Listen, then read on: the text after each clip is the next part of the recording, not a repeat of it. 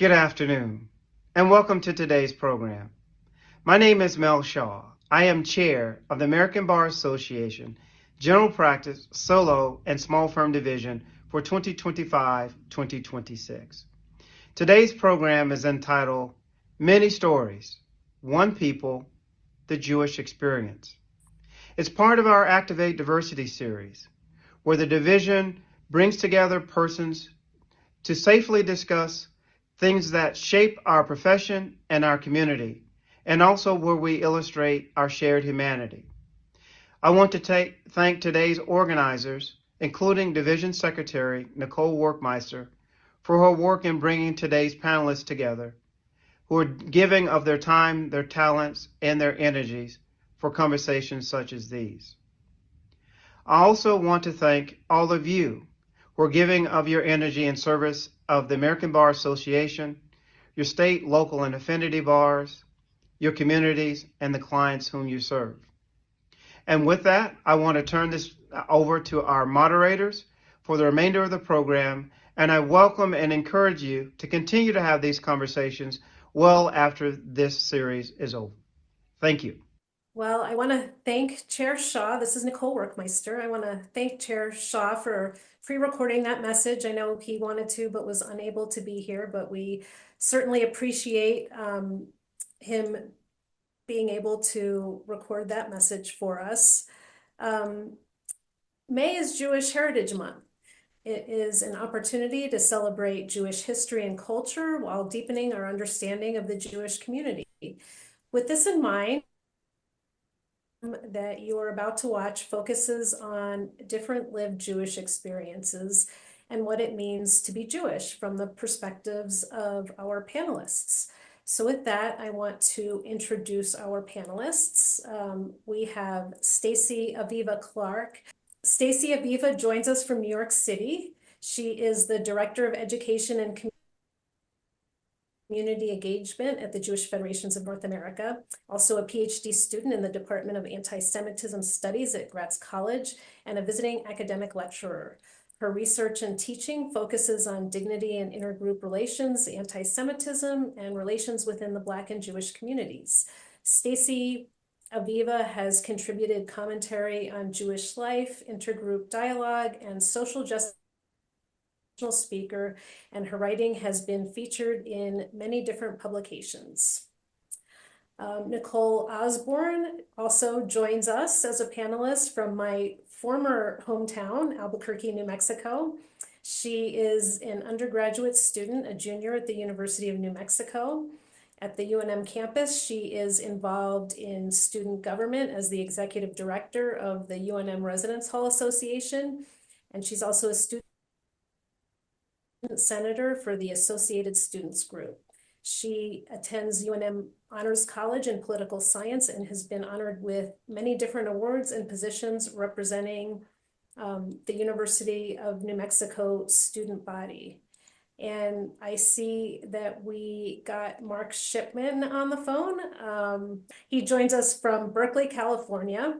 Mark has been practicing labor and employment law and civil litigation for over 50 years.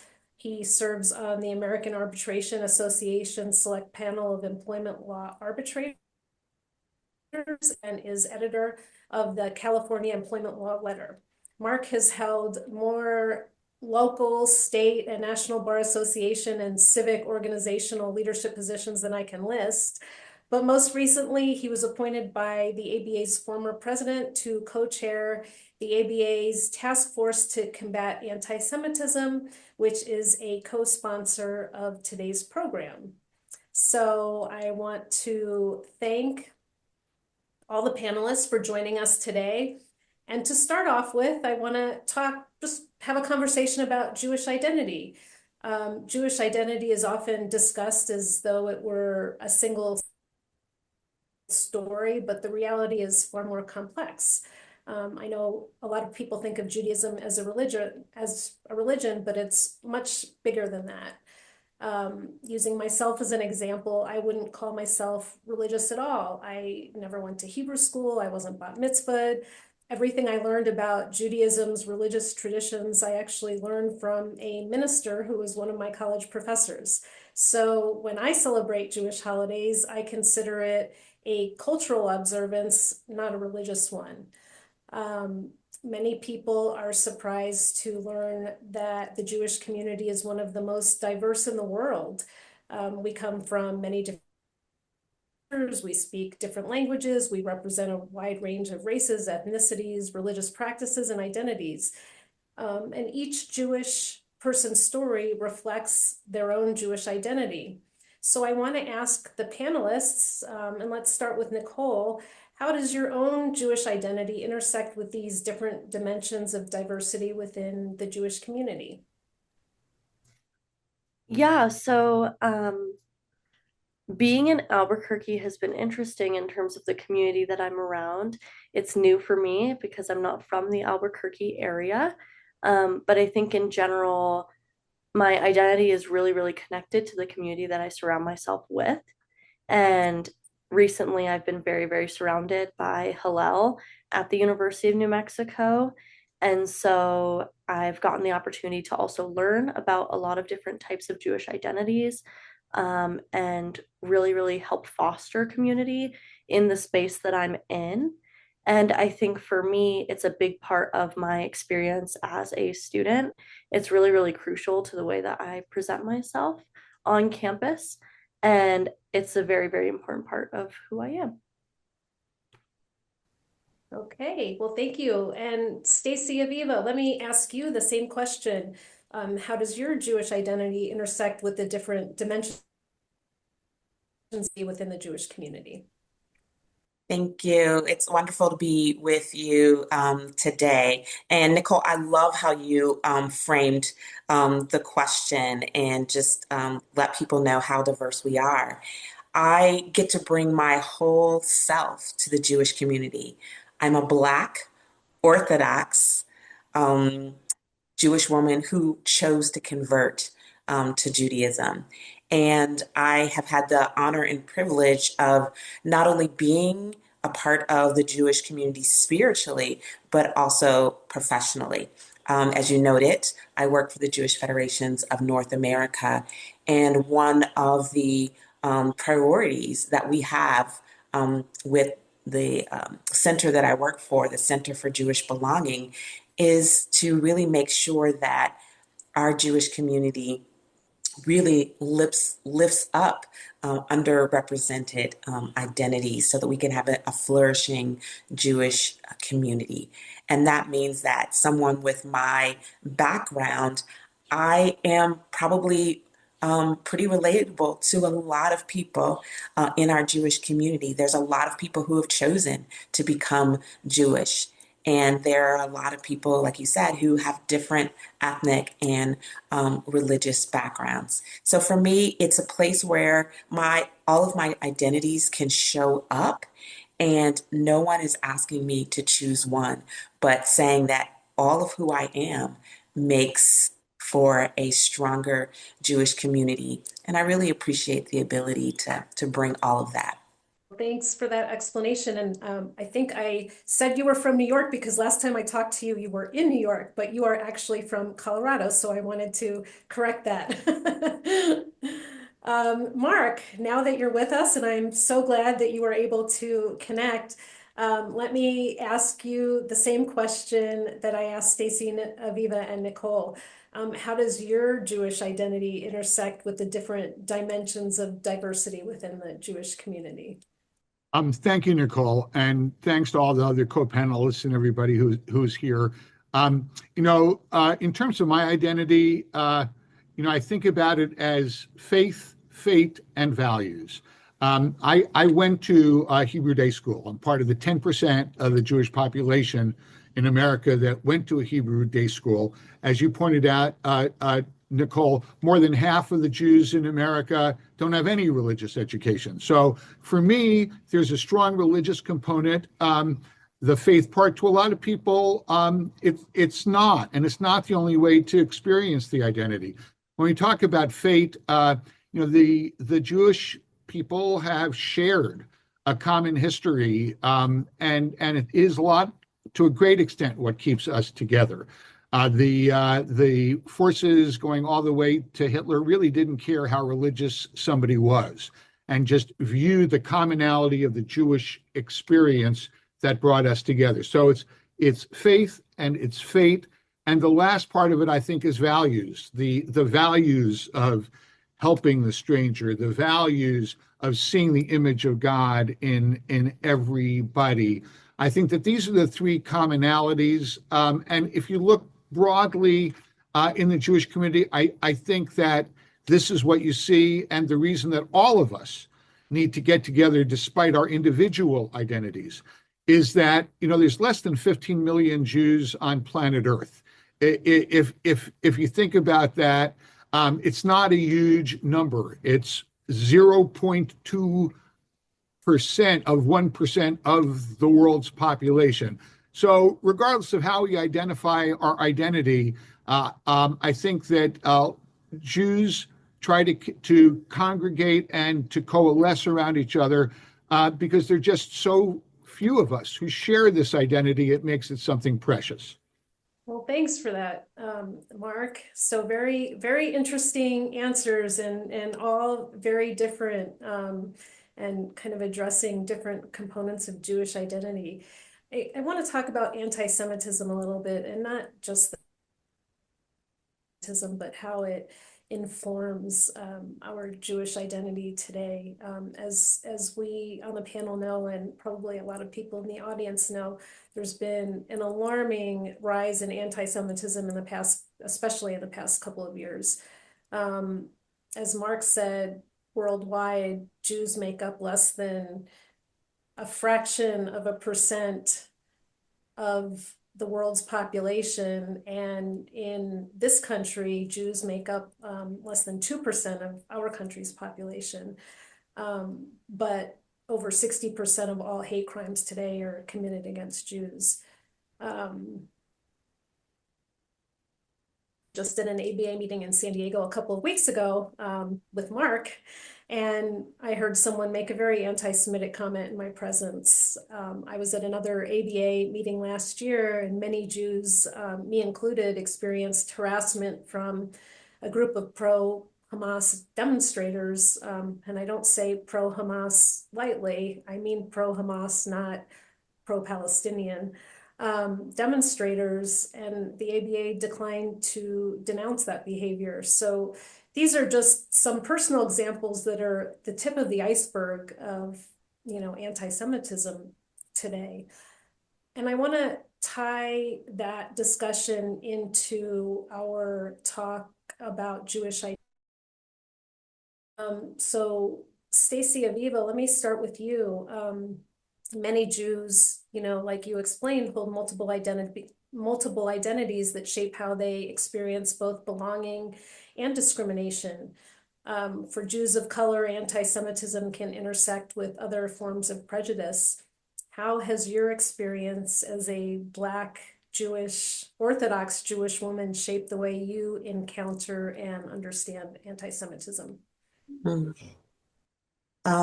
Thank you for the question.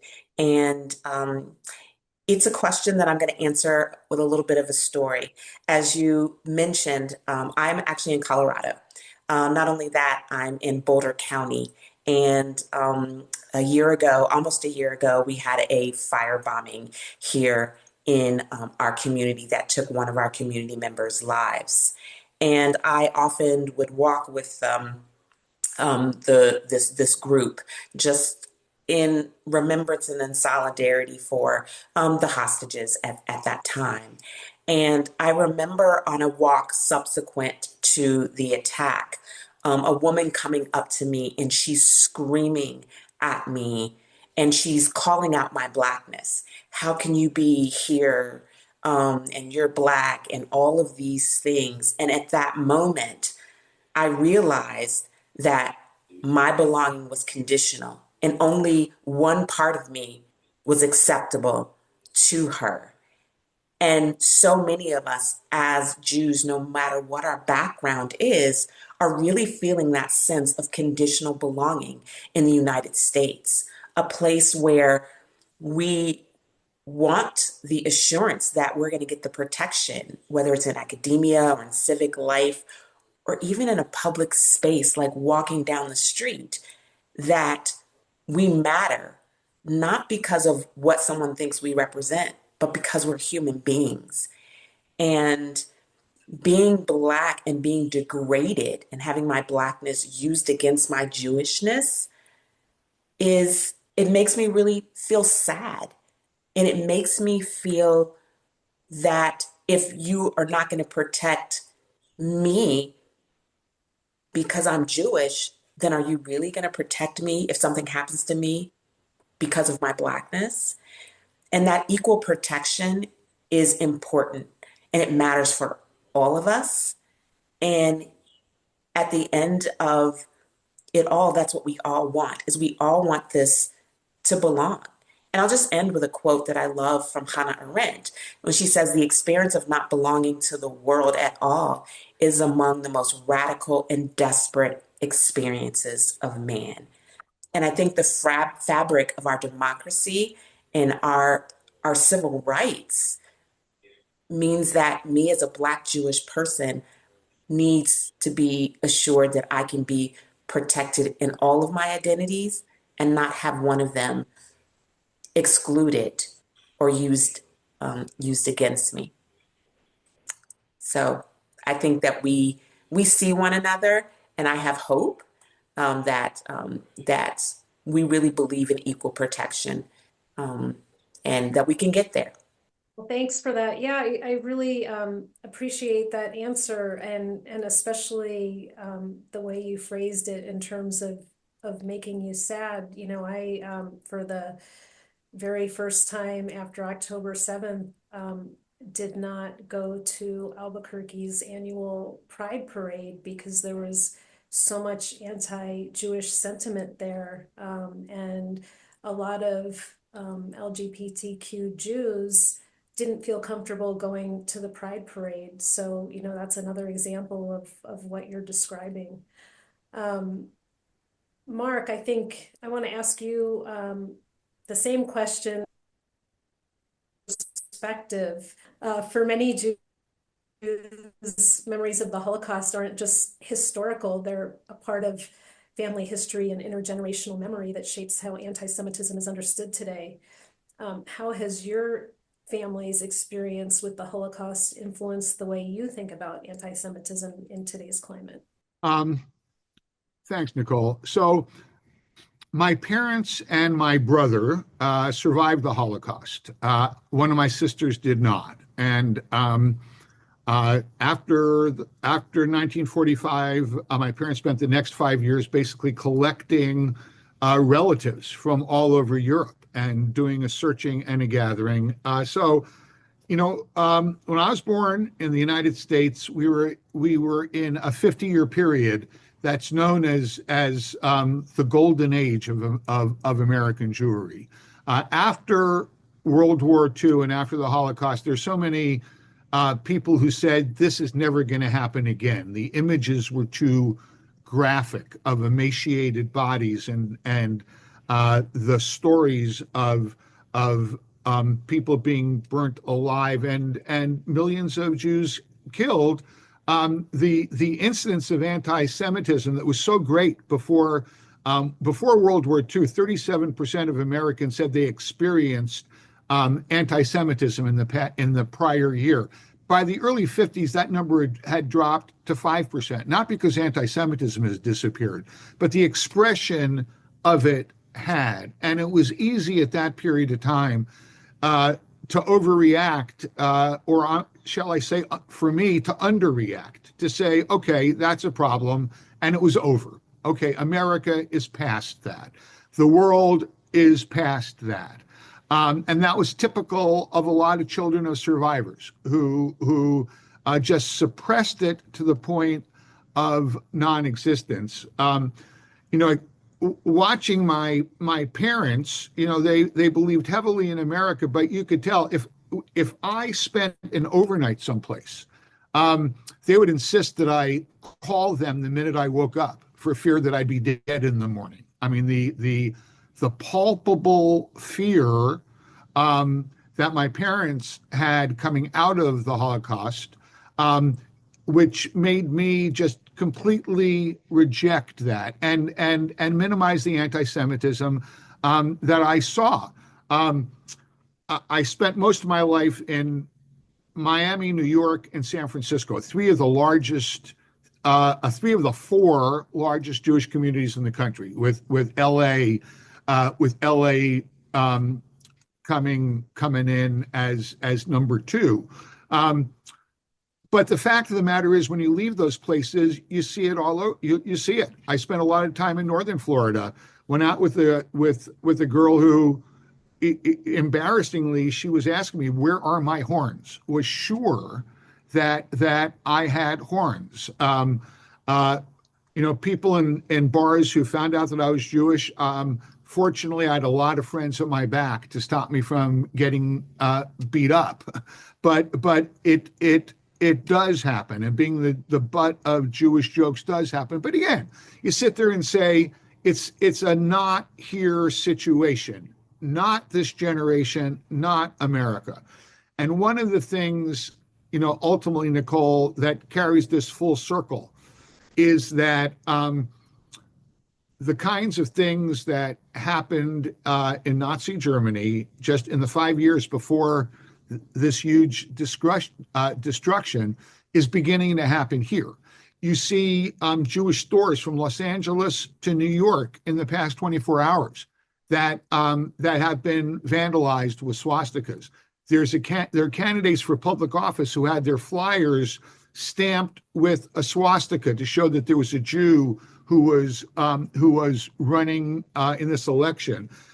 There were stories of this guy, Father Coughlin, before World War II, who had 15 million people a week listen to his radio show, where he was demonic with regard to his anti-Jewish rhetoric. Well, today, both Candace Owens and Tucker Carlson each have 20 million followers who listen to the most vile, idiotic, but very dangerous anti-Semitic comments.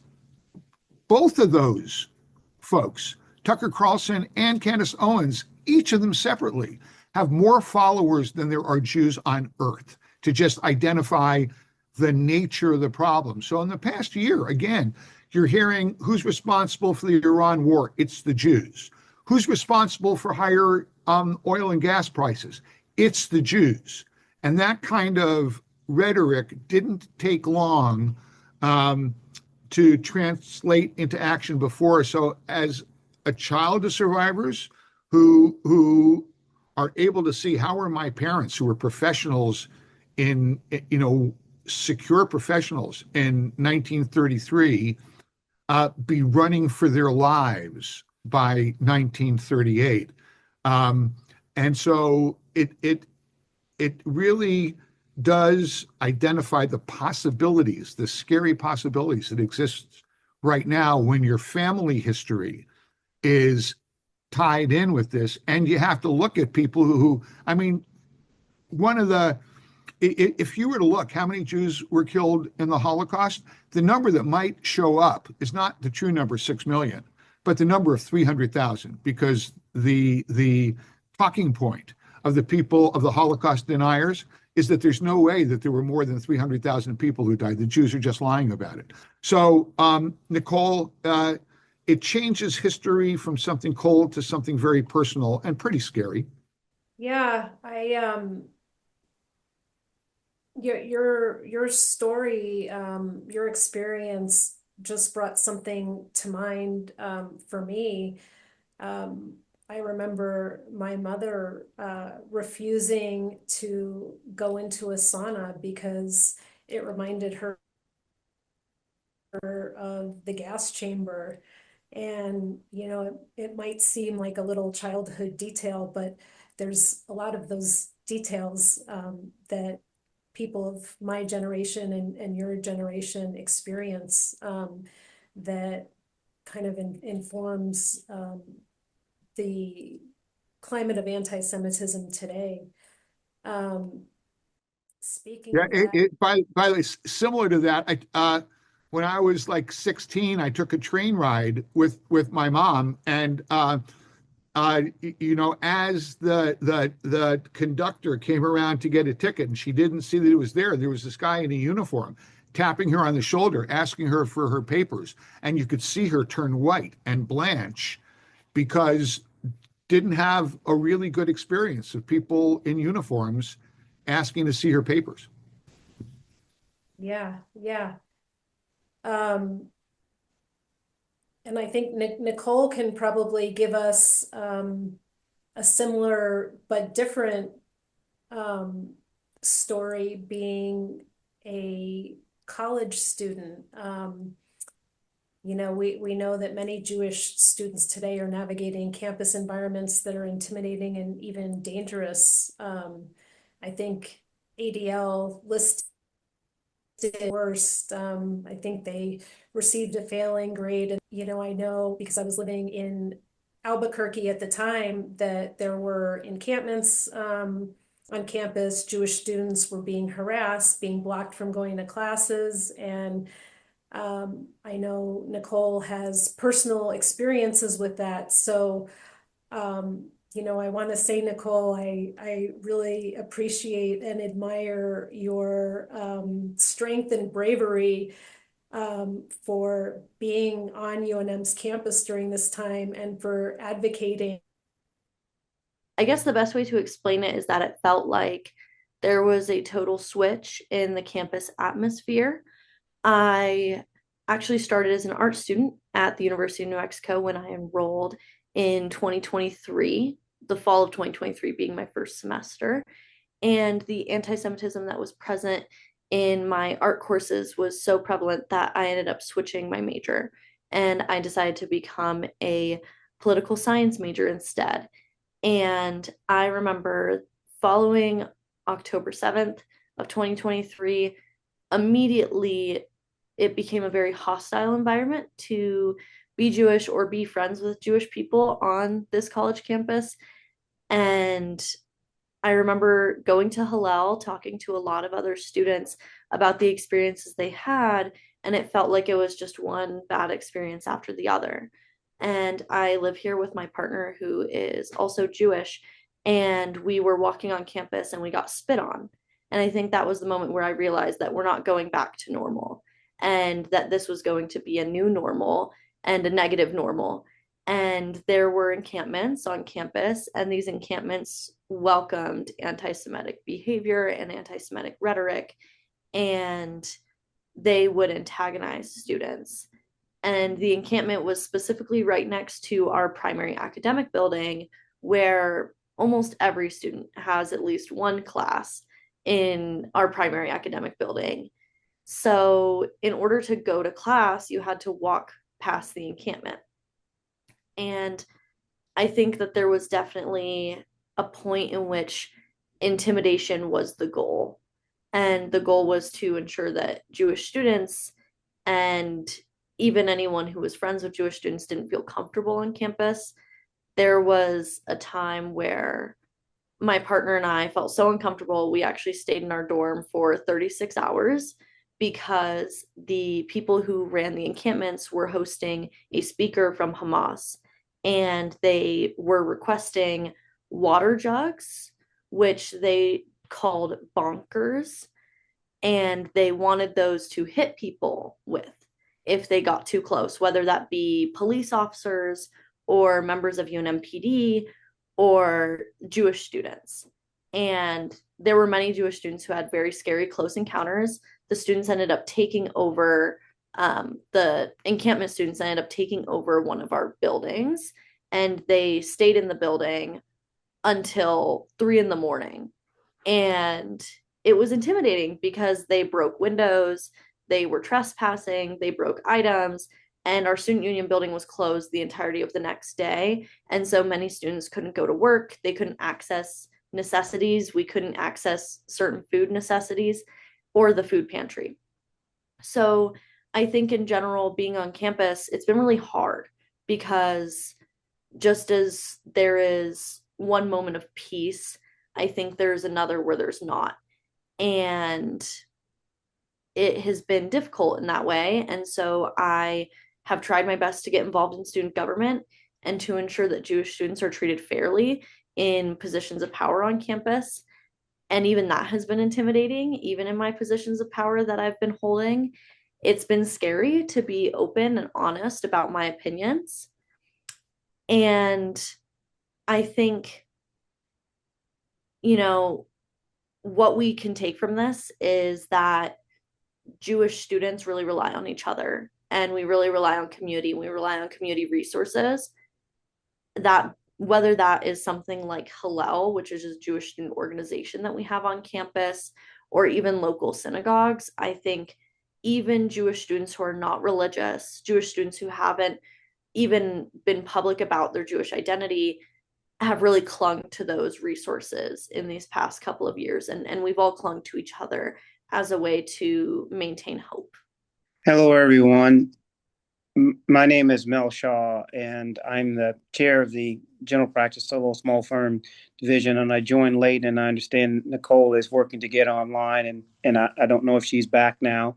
But I will present this question while we wait for her to return, and then she can continue to moderate this very important conversation. I placed a question, or at least preparing to, in the chat, which is and this is for any of you, all of you panelists, please. In this era where voices and ethnicities and religious beliefs all are being challenged quite often, how can we, as a public, tell stories like this beyond bar associations such as the ABA? I'll start to jump in on that, and Melvin, it's a critical issue. You're not gonna, there's going to be 10% of folks who are just hardcore anti-Semitic. It doesn't sound like a lot of people, but history has shown there's that base. There's that base number of people who have hate in their hearts and would want to express it. And there's not much that can be done about them.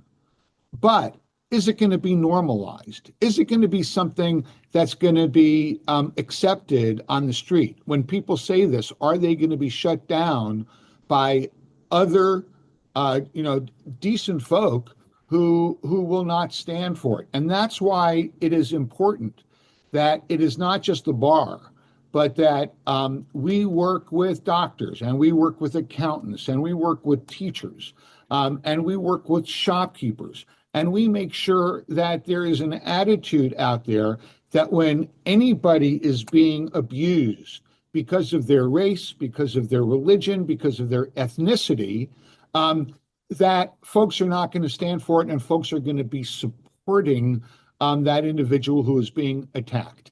And we urge it with regard to protecting Jews, and it really is necessary. I took a fact-finding mission to Germany about 25 years ago, and I really asked this question: how do how could you stand on a street and watch Jews being just picked up by masked authorities as if it's okay, and you let people get away with that?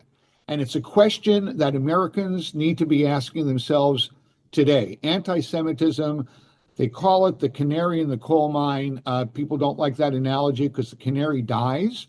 But the question you're asking is critical. How do you stop it? Not by just going after the people who are overtly doing it, but making sure that everybody else in society is empowered and strengthened and trained to stand up against it. And I think that that's the importance of programs like this and efforts like the ABA's to bring this out on a grassroots level. Thanks, Mark. I just caught the tail end of that answer, and my apologies for the technological difficulties. I know Mark and I have been plagued with them today. So at the risk of repeating some of what was discussed while I was trying to get back onto this Zoom call, let me turn towards Israel. We have been talking about there not being one common Jewish identity. And we've been talking about the different ways that Jews experience their identity. And like the different ways that Jews experience their Jewish identity, Jews also have very different relationships with Israel. For me, for example, and this kind of picks up on something Mark said earlier, Israel represents a place of safety. You know, my grandparents left Russia to escape the Russian pogroms in the early 20th century. All the Jews in my grandfather's village were rounded up, taken to the forest, and shot after he escaped. I have relatives in my parents' generation who were unable to flee Western Europe during the Holocaust. My maiden name is actually the name of a town in France that hid Jewish children so they wouldn't be shipped off to concentration camps. My grandparents and my other relatives didn't have an Israel to go to. And for me, I feel a certain sense of security that I do. But I know Israel represents different things for different Jews. So, Mark, let me start with you. For many Jews, the relationship to Israel is not so much rooted in safety, like it is for me, but it's deeply rooted in history and peoplehood. Jewish communities have maintained a connection to the land of Israel for thousands of years through a continuance presence. Our holidays that we celebrate talk about the land of Israel. How does your understanding of Jewish history shape your relationship with Israel, and how do you see that? Thanks, Nicole. First, let me start by saying I am not trying to make a religious mandate case for Israel being a Jewish state. The legality and the propriety of that comes from the United Nations in 1948. But what I do want to really focus on is this whole notion of Jews being colonialist settlers who have never have no connection to Israel. I mean, historically, I would hope that every Christian on earth, when they hear that there's no historical connection between Jews and the land of Israel, would say, "What about Jesus? What about him and his followers and everything that we have learned in the Bible about that?" And it's just an historical fact that is being, blatantly ignored as the excuse. The only way you can justify the murder of 1,250 Jews on October 7th is by saying, you Jews didn't have a right to be here anyway. You got no connection with the land. You are colonialist settlers. And it's a line that anybody who has any degree of education would have to know is not true. And there is a whole lot of people other than Jews who understand as part of their faith base that's the fact, and really need to stand up when the libel that Jews have no connection to Israel. They're a bunch of white colonialist settlers that are going there really need to be debunked. And also importantly, to 84% of American Jews, having a Jewish state of Israel is either important or critical to their religious identity. And this is mirrored, of course, in all of all of the books of the Old Testament, the liturgy, the primacy of a return to Zion in Jewish liturgy for that entire period of time. So, that's where you go deeply to that. Historically, beyond that, Israel was established. Israel has this is not in derogation of there being a Palestinian entity or a Palestinian state. Israel has accepted every single division that has been proposed to it since 1948, and the current historical map, as it were, was created in 1920. The end of World War I. Before that, the Ottoman Empire had this whole region. It was in 1920 that Palestine and Transjordan and modern Lebanon and Syria were created in the first place. So, the historical roots are deep. The current political justification for Israel is solid, and really the notion of the attack on Israel is the double standard that has always been in place. Protestant countries, sure, we can have a bunch of those. Catholic countries, sure. Muslim countries, there are dozens of Muslim countries. You get to a Jewish country now, why do we have religious entities? When you start engaging in that, you're not only denying history, but you're engaging in a double standard. And in order to accomplish that, trying to demonize Israel in a way that you don't do any other nation. So it doesn't stand up to historical analysis. And just as important, there's no way to really separate Israel from the identity of 84% of Jews. For 16% of Jews, it doesn't make it, it's not an important issue. And for somewhat less than 1% of Jews, don't care if there's an Israel at all and would mind if there's not. But to more than 80% of it, you just can't separate Israel from the religious identity.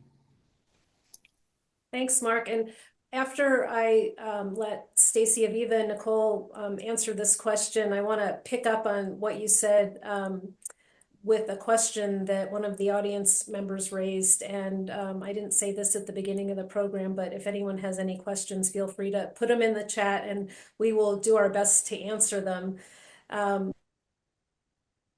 But Stacy, Aviva, I think you come at this question with a very different perspective than Mark's. For a lot of Jews, Israel holds a very profound spiritual meaning connected to prayer, tradition, and the idea of a homeland that exists not just geographically, but spiritually. So I want to ask you, what does Israel represent for you, and how has that understanding helped shape your sense of Jewish identity?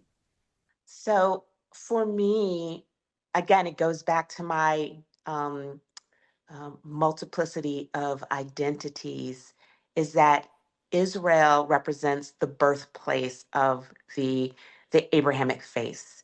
And since this is a law context, I think about the joint tenancy with rights of survivorship, and how that there's a piece of land that belongs to multiple people and their descendants. The descendants of Jews and Muslims and Christians, we all have a strong tradition in that place.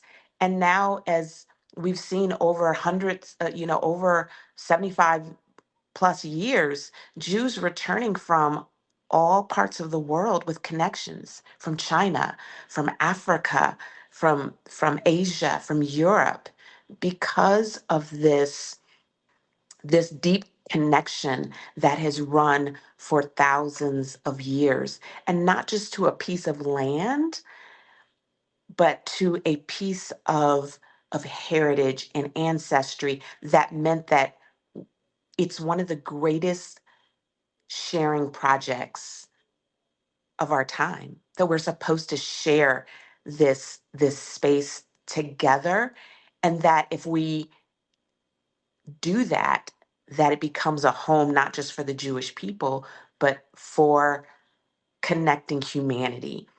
And I think it's something that I really learned about from my African American tradition as well.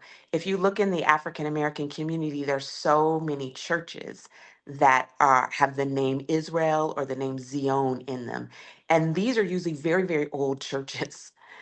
And it's because there really was a deep connection to understanding that Israel is spiritually connects us, and that it really is a place of ultimate diversity, and that if we can work on harmonizing the differences of the different tribes and different people, that it really gives us a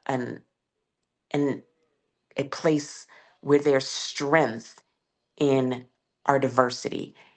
And it's also a place of self-determination and groundedness. Think about what I said at the beginning, kind of, that joint tendency. You kind of put a sign out, that this is ours. We have this together.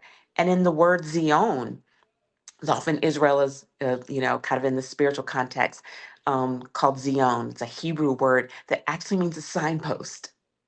It actually means kind of a sign and a place where you can build something and be grounded.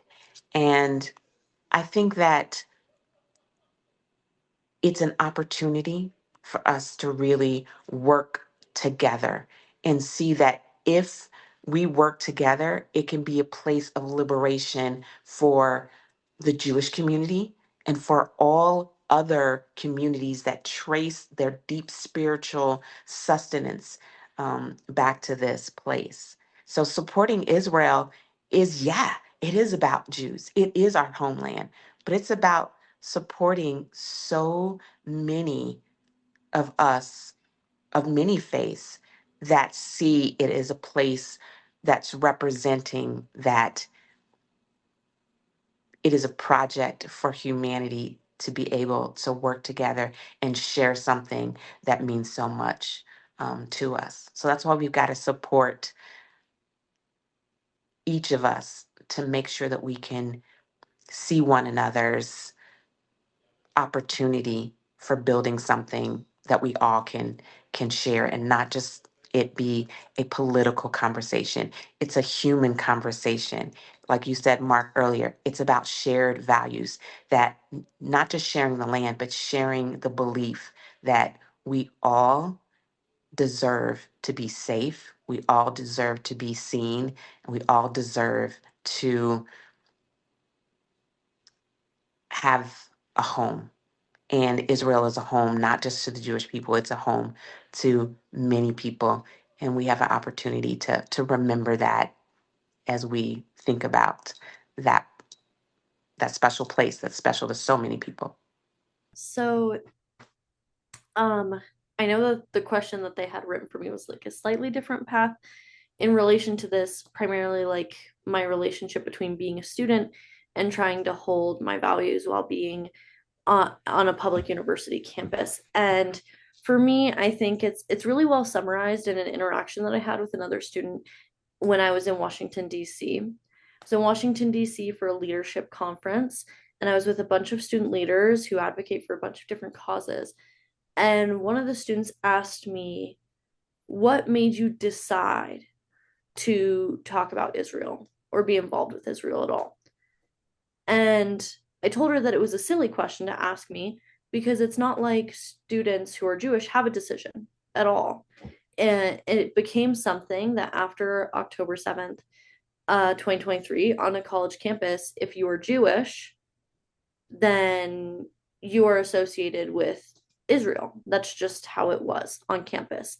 And I think it became really complicated because it became this thing where, admittedly, I didn't know everything there was to know about the country. I didn't watch which legislation was being passed or what bills people are talking about. And suddenly there was an expectation that because Jewish students were not willing to engage with the encampments, that they must know everything, and that Jewish students must be completely 100% knowledgeable about everything going on in the modern Israeli government and every action taken, and have a stance that is nuanced on every single action and bill and piece of legislation in the government, which isn't realistic. Even as an American, I don't have a nuanced opinion on every single bill and every single piece of legislation because we all have other lives to lead and we have things that we're doing in our day-to-day life that are complicated. And so I think for me, it became something where I saw firsthand how the anti-Israel sentiment on campus was not even really about Israel, it was about Jews.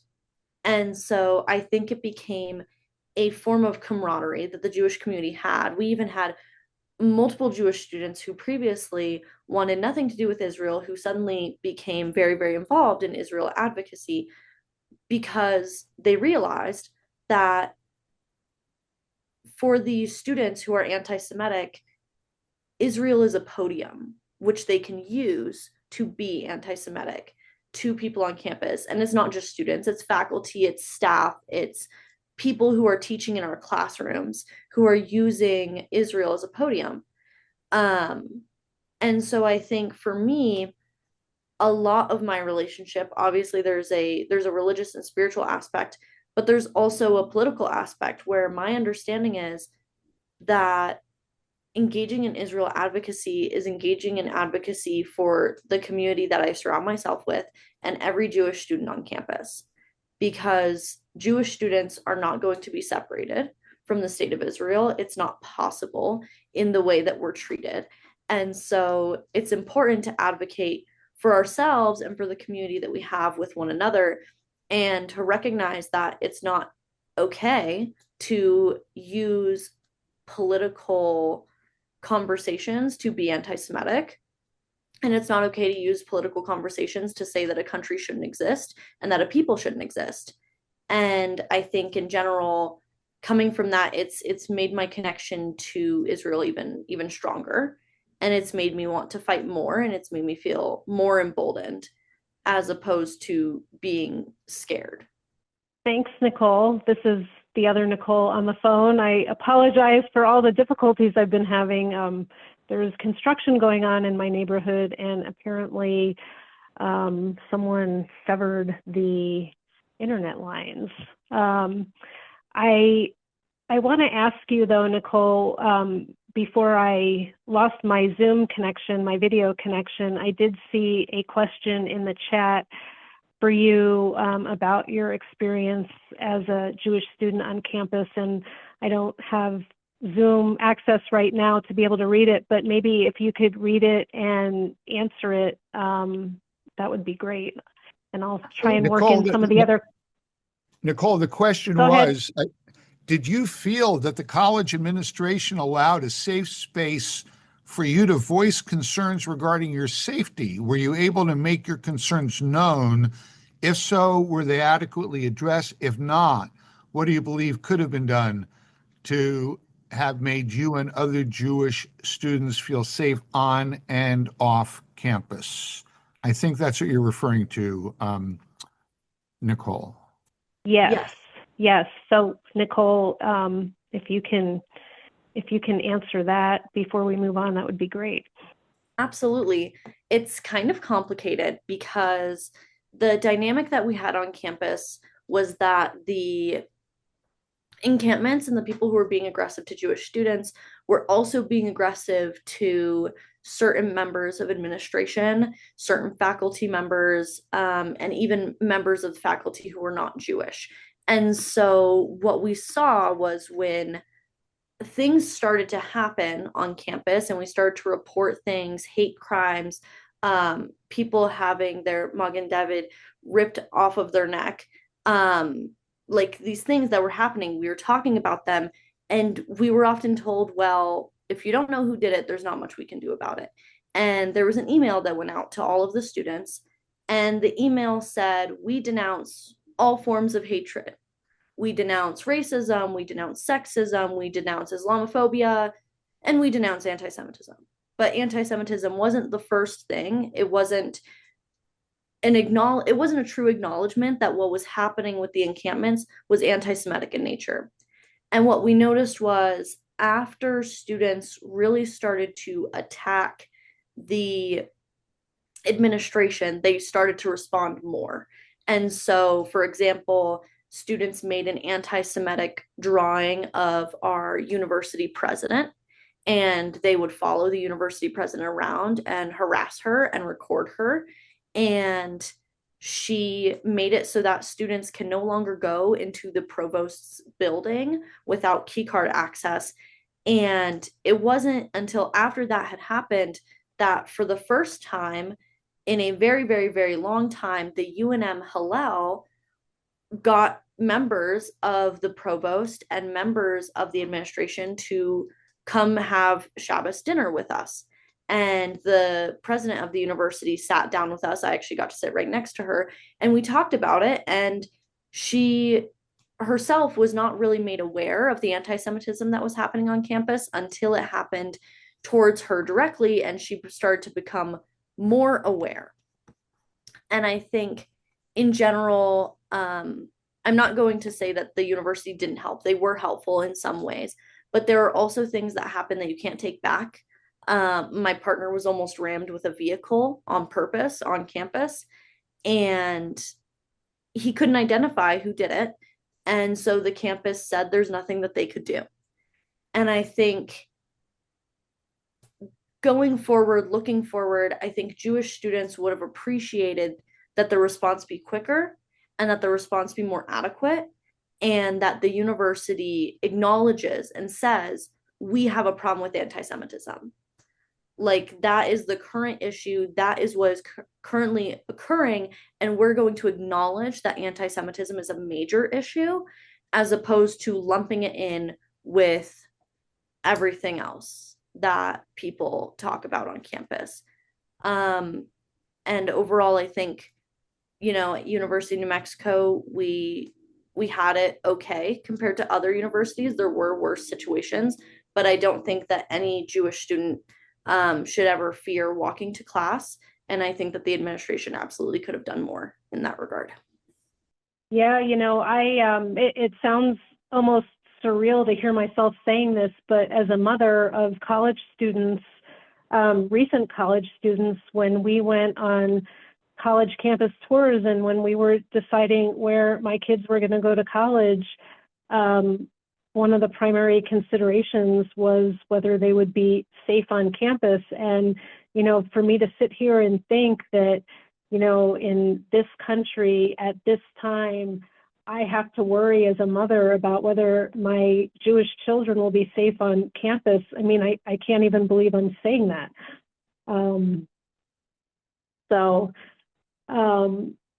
Let me, before I turn to Mark again, I wanted to pick up on a thread before I lost Zoom connection that Stacy Aviva was talking about, and the different aspects of diversity within the Jewish community.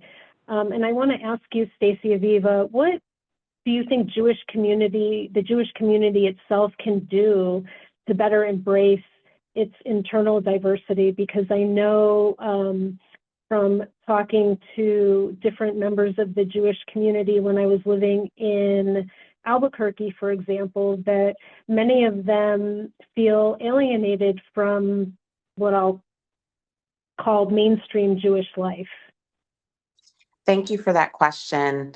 And I'm really grateful right now to be able to be really involved in this work with the Jewish Federations of North America, in particular, the Center for Jewish Belonging, where we are investing time and resources into, first of all, getting the pulse in the community. We've been taking surveys to understand how people identify, and also to what are they feeling, and what do they need to have a sense of belonging.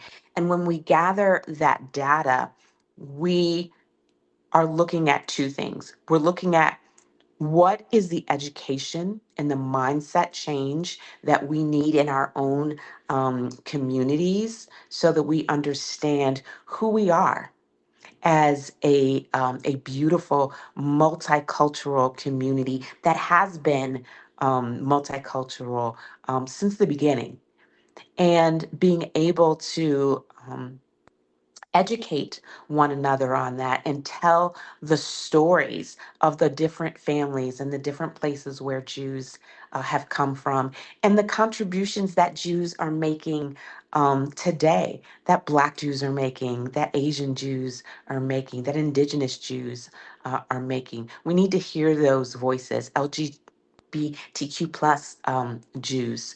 When we have that understanding of who's in the community and getting those stories, we humanize ourselves. Because right now, the outside world is telling us who we are. Oh, you're all white. Oh, you're all this.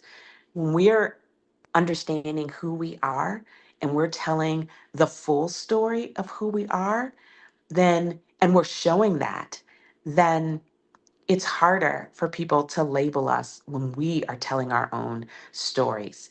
And then we're also using our resources to make sure that our communities are flourishing and they have the operational and the financial resources to make sure that financially vulnerable Jews are able to show up at events. Not all Jews are rich. There's financial vulnerability in our communities as well too. That cognitive disabilities, we have the resources to take care of those. Domestic violence, and all of those things that are in every community. We are investing our time, our resources, and our talents to make sure that everyone who wants to be engaged can, and to listen when we hear that people don't feel that. And then asking, how can we partner together to address those needs? And so there is a tremendous amount of education that's going on, and a tremendous amount of humility that's going on in our communities, and saying, yeah, at times we have presented ourselves one way, in a homogeneous way, and that's not what we stand for. We really stand for making sure that the world knows who we are and sees us in our beautiful, wonderful diversity. And it takes a lot of hard work, and there's not enough of us doing the work, but we're doing it. Yeah, I think as with all diversity efforts, there really has to be, the work has to be intentional. Diversity doesn't happen by accident. And so really appreciate all the work that you're doing in this space.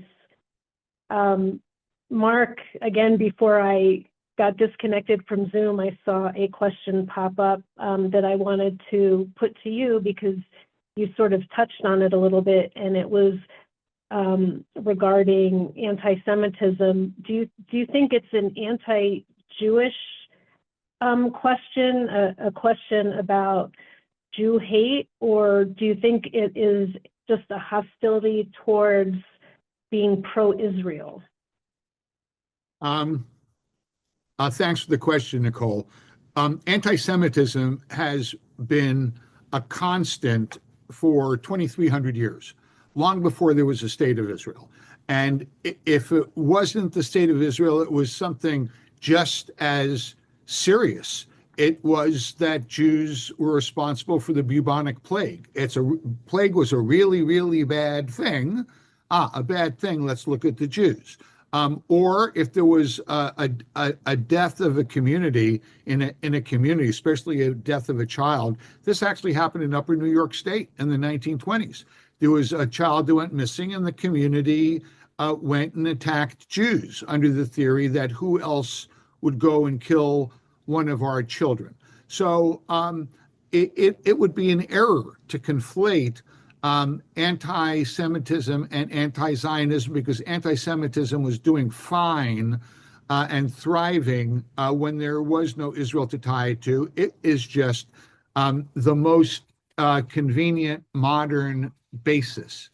And if you look at the attacks on Israel, and a lot of people personalize it with Netanyahu, but Golda Meir, the same kinds of feelings were out from the same people when Golda Meir was in charge, or when anybody else was in charge, because it is, if you have a problem with the flashpoint, you'll blame the Jews. And if you look at it from any kind of a logical kind of basis, and the standard that you're looking at, when you identify the fact that Israel is in South Lebanon, nobody sits there and says, but if Hezbollah just agreed not to attack Israel, Israel wouldn't be in South Lebanon. Israel would be at peace with Lebanon. When you look at the argument that there's a genocide that's occurring in Gaza, on October 6th, 2023, there was no desire or effort to wipe anybody out. There was no genocide. After you kill 1,200 people and kidnap and or kill another 300, Israel's going to go into a no person left behind mode, and it's what a modern progressive nation would be doing. But folks don't mention the notion that there would be no deaths in Gaza had Hamas not done what it did, and the problem would be over now if Hamas disarmed. So you have this double standard that doesn't stand scrutiny, and you see it, wildly coming out of control. You see Tucker Carlson saying the real enemy in the world is an organization called Chabad, which is a tiny, relatively powerless organization among the relatively small and powerless group of Jews. I mean, to sit there and say that it is the enemy again bespeaks an illogical conspiracy theory. So, the lines that are being drawn, Nicole, I don't think it stands any scrutiny to say if Israel weren't doing whatever it's doing, anti-Semitism would disappear. History argues to the contrary. All right, thank you. And we're getting close to the end of our program. I don't want to leave without asking the three of you one final question. This program is part of what we call the Activate Diversity series, and one of the things that we like to ask during any program that's part of this series of programs is a call to action. And so I want to invite each of our panelists to share one call to action, one thing you would like people in the audience, the people watching, to take with them moving forward. For me, a call to action would focus on education. I had a federal judge ask me fairly recently if I voted for Netanyahu. He thought that I could vote in an Israeli election, even though I'm an American Jew with no ties to Israel. This kind of ignorance can lead to very harmful outcomes.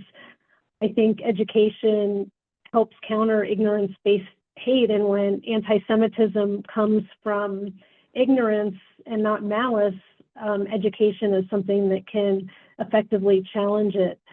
So let me start with you, Nicole. What would your call to action be? Yeah, absolutely. My call to action for anyone who's not Jewish is to believe Jewish people when they tell you what they're experiencing. I think there have been many times where I tell people that I've experienced anti-Semitism on campus and they go, oh, okay, well, it's kind of to be expected. And then I tell them, well, I've been spit on and I've been called a baby killer and I've been harassed on campus. And then all of a sudden they care. And I think it's important for non-Jewish people to understand when Jewish people say they're experiencing anti-Semitism, they're telling the truth and they're being honest about it. And it's not something that's easy to go through or easy to be open about. And I think for people who are Jewish, I think it's important to have the confidence in yourself to be open about your experiences and to be open and honest about the things that you go through. And I think there is this perception that Jews should be quiet about those things, or that it's embarrassing to be open about those things, or that it sounds like complaining, but it's really not. And I think it's important that Jews are honest about experiences of anti-Semitism, and that the people who they tell take that honesty very seriously. Yeah, you hit on a very important point.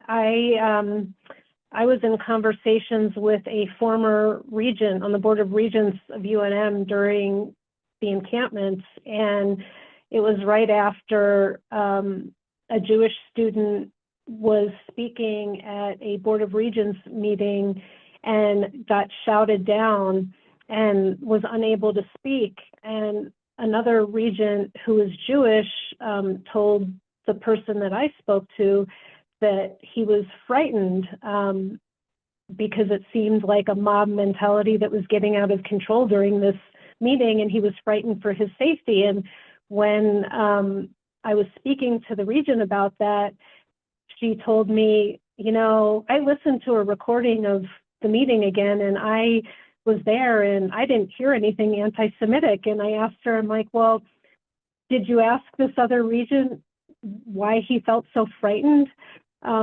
So that's along the lines of what you said, Nicole. You know, when someone Jewish says they're frightened because of what's happening, you know, believe them and ask them why if you don't understand. So Stacy Aviva, let me ask you the same question. What would your call to action be?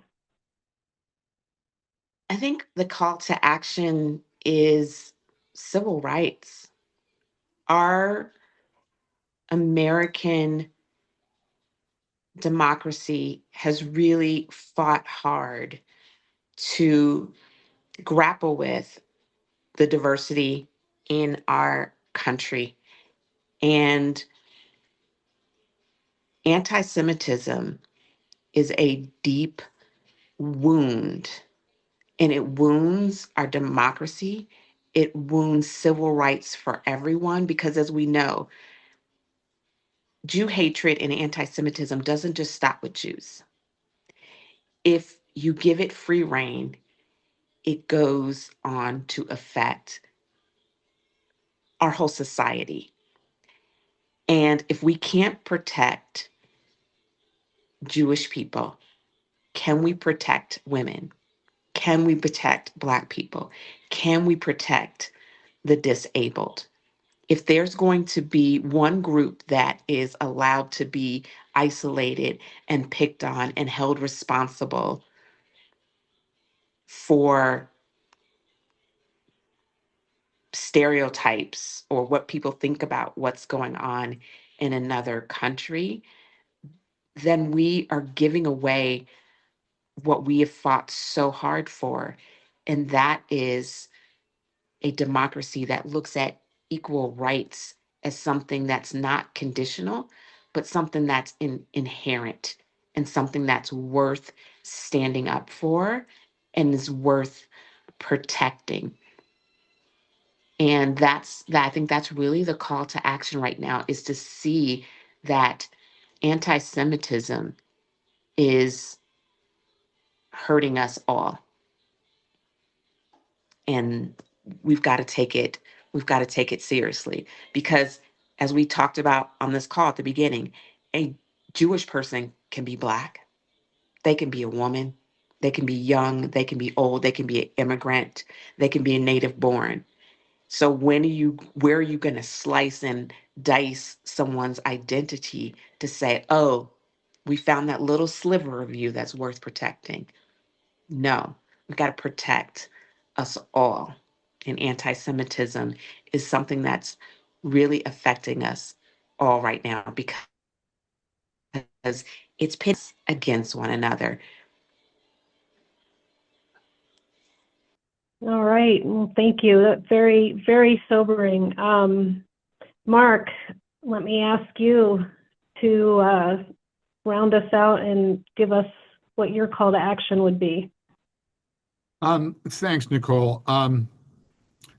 I think it takes two things. First, in terms of particularly members of the Jewish community, but also generally, is to learn more about what Judaism is. If we're talking about protecting Jews, why are Jews worth protecting? Why is Judaism worth protecting? Why is the idea that every person is made in the image of God and needs to be respected in that fashion? That strangers need to be protected, that you choose good over evil. Why? What is it about the Jewish value system that's worth protecting? And if you don't have a bearing of that, I think it makes it harder to either fight for ourselves or ask other people to stand up and protect us as well. So I think that self-education and self-awareness is important. But just as important is the notion that there is no such thing as a passive bystander. You are either an enabler of the people who are engaging in anti-Semitism around us, or else you are a protector. And a protector doesn't mean necessarily lifting up your fists, but making it clear that anti-Semitism that occurs before you is just not going to be tolerated. You'll turn away. You won't respect it. It's not going to cause anybody any points. Will that get rid of anti-Semitic attitudes and ideation? No. But will it get rid of the normalization of their expression, which creates more anti-Semitism and more danger? And the answer to that is probably yes. If there were an easy answer to this, then I think somebody would have found it in the last 2,300 years. So it's hard, but that's why I think it takes everybody, and as Stacey Aviva pointed out, not just fighting against anti-Semitism, but fighting for the notion that everybody's entitled to freedom and equality as children of God. Okay, well, thanks for that. Before people start signing off, I do have one final question that I'd like the panelists to answer very quickly, but I do want to thank our sponsors before people start leaving this Zoom. Kelly Adams from the Alpha Omega Law Firm, thank you so much for supporting this program.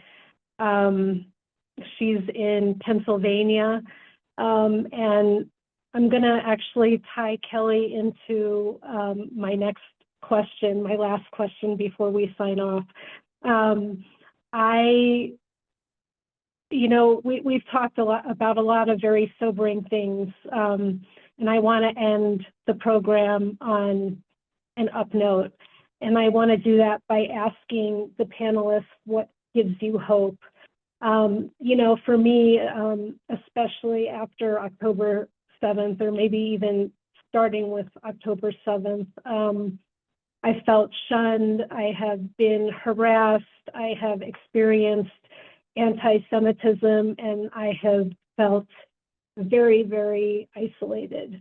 But I've also found support and solidarity with and from people who I didn't really know well before. And Kelly, our sponsor for this program, is one of those people. So I want to thank Kelly really from the bottom of my heart. And I want to ask each of the panelists what gives you hope in the times that we're in right now. Let me start with, well, let's go in reverse order. I'll start with you, Mark. So I'm an inveterate optimist who thinks, as Martin Luther King popularized the phrase, that the moral arc of the universe bends towards justice. And so the ABA passed its resolution condemning anti-Semitism 8 months before October 7th because of the massive rise of anti-Semitism. And as unfortunate as this sounds, sometimes creation comes from destruction. And so when you look at the terrible events of October 7th, I thought then, and I'm still believing now, that maybe this is the moment that has the world stand up and take notice and finally put an end to the brutality of anti-Semitism. Is it a likelihood? Is it a good bet? I don't know about that. Is it something that I still hold on to give me hope? It is. All right. Well, thank you. Stacey Aviva, what gives you hope? What gives me hope is real life. Real life is not on social media. It is not in tweets and likes and viral messages. It's when people are sitting down together, sharing a table, sharing food, talking to one another, asking one another questions about one another's backgrounds. And I'm seeing that. I'm turning off the noise and I am seeing people in real life. And I'm meeting several people. Just the other day, I had a conversation with someone who was saying, wait a minute, I was hearing all this stuff about Israel and about Jews. And then went to Israel. And then I asked this question and I got more information and it changed my mind. And that gave me so much hope that there are people who are not falling into the trap of entertainment, anti Semitism for entertainment, but they're actually trying to get to know another human being in person. And that gives me hope because we can all do that. All right. Well, I love that. I'm not only losing my Zoom connection, I seem to be losing my voice as well. But I really love ending the program on a positive note. I hope that that people in our audience have learned something from our conversation today. Every time I have conversations like what we've just done, I learn something. Today's conversation reminds us that there is no single Jewish story, only many lived experiences. I want to thank our panelists again. Thank you so much for participating in this discussion. Again, thank you to Kelly Adams for sponsoring the program, and the Solo Small Firm Division of the American Bar Association Task Force to Combat Anti-Semitism. I appreciate all your participation for putting together today's discussion. And with that, I think we will come to the end of our program. Thank you to the audience and again to our panelists.